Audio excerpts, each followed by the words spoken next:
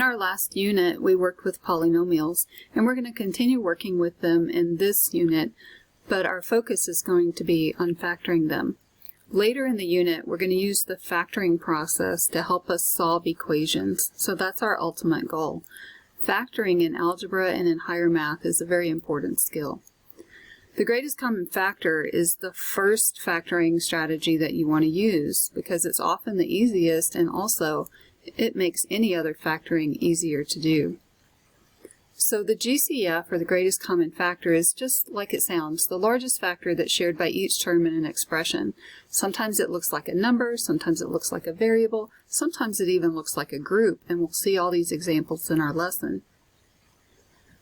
So let's start out by just looking at numbers, and let's find the greatest common factor for 6 and 9. You may already know the answer to this just off the top of your head, but let's go through a process so that we can rely on that process when we're not so comfortable with the factors of the numbers. Let's break 6 down into smaller factors 2 times 3, and let's break 9 into smaller factors of 3 times 3. These are the prime factors for each of these numbers. Notice that 1 is not in the list. 1 is a factor of every number, so the only time that we consider 1 when we're looking for a greatest common factor is when it's the only one that's shared. But we can see in our 2 list right here that 3 is a common factor in each of those numbers, and that means that we've identified 3 as our greatest common factor. Let's find the GCF for a list of 3 numbers, and these numbers are larger, so maybe we need to use a calculator to find the factors, and that's fine. We can use a calculator to break these numbers down. 90 is an even number, so I know it's divisible by 2. 2 times 45 is 90. But 45 ends with a 5, so I know it's divisible by 5. So I have factors of 2 and 5 and 9, and I know that 9 is 3 times 3. So I've written these factors in order in my list. They don't have to be in order because you can multiply in any order. Let's use the calculator for 27. 27 is not even, so I'm going to see if it's divisible by 3. And it is divisible by 3 because I get 3 times 9 for 27. And so 3 factors of 3. I can use a calculator for 18, but I know 18 is even and divisible by 2. 18 is 2 times 9, and 9 is 3 times 3. Now that I have all the prime factors, I notice that in each list I have 2 factors of 3. If I multiply 3 times 3, then I get 9, which is my GCF for each of these 3 numbers. Now notice 90 and 18 share a 2, but the 27 doesn't share the 2. So if it's not shared by all 3 of the numbers, then it's not a GCF for them. Now, if you recognize that 9 was a common factor to those numbers without breaking it down into smaller factors, then that's fine. The more comfortable you are with multiplication and with those numbers, the easier it's going to be to find the GCF. Let's look at a couple of examples where we have a combination of numbers and variables, and we're going to follow the same process. For 6d to the second power, I'm going to break that down into factors of 2 and 3 and d and d. And for 2d to the third, I have a factor of 2 and then 3 factors of d. Now if I look at what's in common in the 2 list, they share a 2 and they share 2 factors of d. And that's my GCF, 2d to the second power. If I look at the next 2 numbers, 7 and 4f to the 5th, they clearly don't share any letters, so I only need to look at the number parts. 7 is a prime number, and 4 is 2 times 2. There's no way that 7 has a factor of 2 in it or a factor of 4 in it, and this is a case where they don't have anything in common except that understood common factor of 1. Often you'll be asked to identify the greatest common factor in a list of terms. These 4 terms, are separated by pluses and minuses. Our process is the same to identify the GCF. Pause the video and make a list for each of the terms of the common factors. When I looked at the number part of each of my terms, I recognized that there's a common factor of 4. I didn't have to break that down into 2 times 2. It's okay if you did break it down into 2 times 2, but it's not necessary. So I see that my GCF has a number of 4 because it's shared in each of my lists. Also, there's a K to the first power that's in each of my lists, so that's my GCF. Notice that the terms can't share more K's than the smallest exponent of K. So that very last term that was K to the first power tells me the most K's that can be shared. So I really didn't have to list all of these others on K to the 10th. I know that there's going to be 9 K's that are not shared if one of them is shared. On K to the 8th, if 1 is shared, I know there are going to be 7 that are not shared. And on K to the 7th, if they share 1, I know that there are going to be 6 that are not shared. And that's a shortcut so that you don't have to list those out. If you need more practice identifying GCF, then try some of the problems in IXL AA1. This will be your corrective assignment if you don't do well on the mastery check, so it's better to work a few problems now and make sure you understand it. Usually we want to go beyond just identifying the greatest common factor, and once we identify it, we want to rewrite the expression in terms of the factors that I can multiply together to get back to it. And there's a reason for doing this when we solve equations later. But here's the template that you need right now. The first thing we need to do is identify the GCF, which is what we've been doing. But then instead of just identifying it, we're going to say, well, if we multiply that by the leftovers for each of the term, then we'll have an equivalent expression. So let's look for the greatest common factor between 9r to the 3rd and 6r. Both of my lists share a common factor of 3, and both of my lists share a common factor of r. Notice that I looked ahead and realized that r to the first power was the smallest power. So when I rewrote r to the 3rd, I knew that there were going to be 2 left over that were not shared.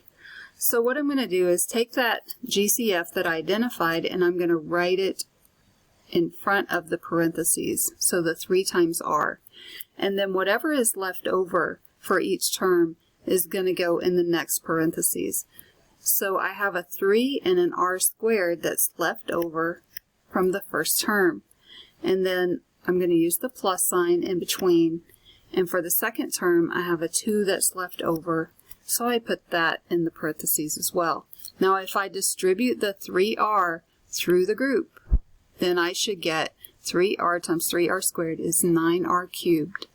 And 3r times 2 is 6r. So I have equivalent expressions here. I've changed the form of it without changing what the expression is. Pause the video and give this a try on example 3b. Make sure you list out your factors, see what they have in common, and write that common factor in the blank, and then determine what's left over and put that as 2 terms in your parentheses. I listed out my factors for each of these. I looked ahead and noticed that h to the 6th is the smallest power. So when I'm rewriting 10h to the 9th, I know they share 6 factors of h, and that leaves 3 factors left over, so h to the 3rd is left over. So the common factor, the greatest common factor, is the 5 that they share, and the h to the 6th that they share. And then what's left over in the first term is a 2 times h to the 3rd, so I write that as the first term in the leftovers. There's a plus between the terms, so I'm going to keep the plus between the terms. There's nothing left over in the second group, but remember there's always that understood GCF of 1. If nothing else is included, then we use 1 as the leftover. Look at the 4 terms in example 3c. All of the terms have an x to a power in them except for the last term. If the last term does not have a variable in it, then there's not going to be a variable as part of your GCF. So we can just look at the number parts. 31 is a prime number. 31 times 1 is the only way that you get 31. And 31 is not a factor of 46, definitely not a factor of 10, and not a factor of 9. So when our terms don't share anything, then we could write it as 1 times the original expression, but there's no reason to do that. So we just go with the original expression and say that that cannot be factored by GCF. look at 3D, write out your list of their factors, see what they have in common, and write the factored form for that expression. Did you get a GCF of 11yz to write out front? And then for your first term, leftovers 3, y to the third, z to the fourth. And for the second term, we're going to keep the minus in between, and everything is common, so that leaves that understood factor of 1. We're not going to throw that term away. So what do you notice about the exponent on the variable of the greatest common factor? We talked about this. Hopefully you remember that it's the smallest exponent. Okay, the GCF is going to have the smallest exponent on the variable because you can't share more than you have. If you only have one factor of y, then you can't share more than one factor of y. On the next page, let's see how we can use our same process when our expression gets fancy. In this case, we have some groups here. Before we start multiplying everything out and getting a bunch of terms, let's look carefully at the terms we have. We have a term that's 3 times x plus 1, so a factor of 3 and a factor of x plus 1. Then let's look at our second term. There's a factor of 7, a factor of x, and a factor of x plus 1. Remember, factors are things that are multiplied together, and sometimes we multiply by a group. If we happen to have a common group, like we do in these two terms, then that can be our GCF. So, just like we did before, we write our GCF first, which happens to be the group. Make sure you keep the parentheses. And then we're going to put the leftovers in another set of parentheses. When the parentheses are next to each other, that means they're multiplied together. So the leftovers from the first term is a 3. We're going to keep the plus between our original terms. The leftovers in the other term is 7x. So this is the factored form by taking out a common group. Try that on example 4b. Hopefully you notice the GCF of 2x plus 5. That group is the same in each of our terms. And then what's left over in the first term is x minus 3. What's left over in the second term is 3 times x plus 3, and we have the minus sign in between. Now inside of our leftover group it looks kind of messy, so we want to simplify that. We're going to keep our 2x plus 5 GCF out front. That's already simplified. And we're just going to simplify inside this parentheses. We don't need this first set of parentheses on the x minus 3 because it's not multiplied by anything. So we're going to drop those. We do need to distribute the negative 3 through this group. So we end up with x minus 3. Negative 3 times x is negative 3x. And negative 3 times 3 is minus 9. Make sure you distribute the negative 3 to both of those terms. Now we have some like terms inside this group. So, simplifying further, we still have 2x plus 5. We don't want to lose that. And then x minus 3x, those are like terms, so negative 2x. And then we have negative 3 right here and negative 9 right there, which gives us a total of negative 12. So this is our final answer when we take out that GCF and we simplify our leftovers. Pause the video and try these next expressions, try to factor them, and then come back and check your answers. After you've worked through these on your own, make sure that you check your answers carefully.